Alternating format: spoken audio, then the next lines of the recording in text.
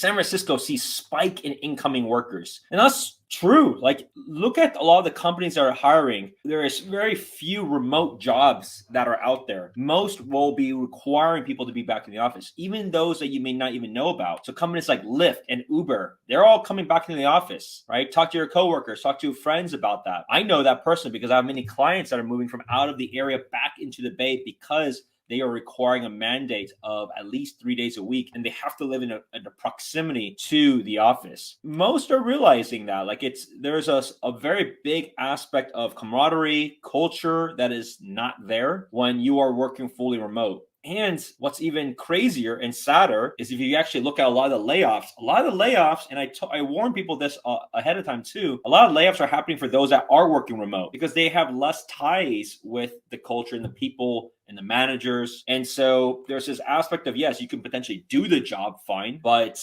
when things are getting dicey, do you feel like you're in the best position there? And then now trying to find a new place when you're remote is very difficult. And so they may have to move back and figure things out. So it's a really interesting change of events. And this is what I always expected. And you can look at my old market updates of just people going way too far out, as in like other states. There is a very big risk. There's a reason why you get paid what you get paid in the Bay Area. Part of it is you have to be here. Part of it is if you're not going to be here, others will be here. And then you're going to be competing with them for those jobs and opportunities. And as those dry out, now it's tough and difficult. So that's kind of what's been going on. So a lot of people are coming back, not just to San Francisco, to the Bay Area. I have a lot of clients that are coming from all over the country here, and you will see that it's going to get a lot busier. You're going to see a lot more traffic, especially with a lot more of the return to office, and you're just going to have more people. And so that is just a reality of what's going on. Now, if you look at old news then, right, if you look, because these reports and of these studies will be from certainly the last couple of years. Now, I suspect things will get a little bit better in San Francisco, but there's a lot of places in San Francisco that it's going to be very difficult to recover. Now, keep this in mind. And this is the hard comparison about some of these metros. So if you look at this chart, right, look at the size of a lot of these places. A lot of them are not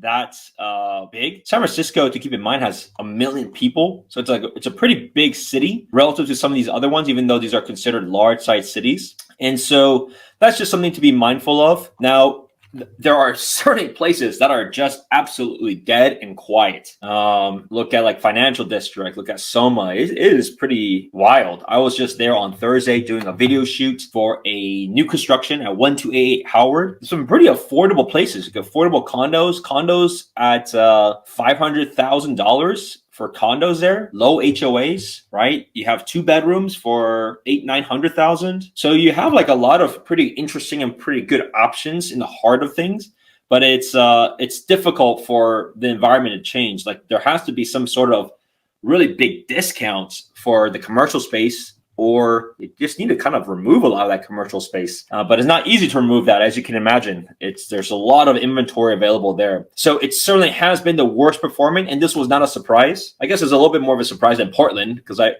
you hear a lot of challenges going on in Portland and the destruction that has occurred there over time. But it is interesting to see where they are being ranked relative to some of these other large cities. And most of it is because of the empty office space. Take a look at this. 27% at the end of last year was the office vacancy rate, hitting a record high. And it's really not going any better.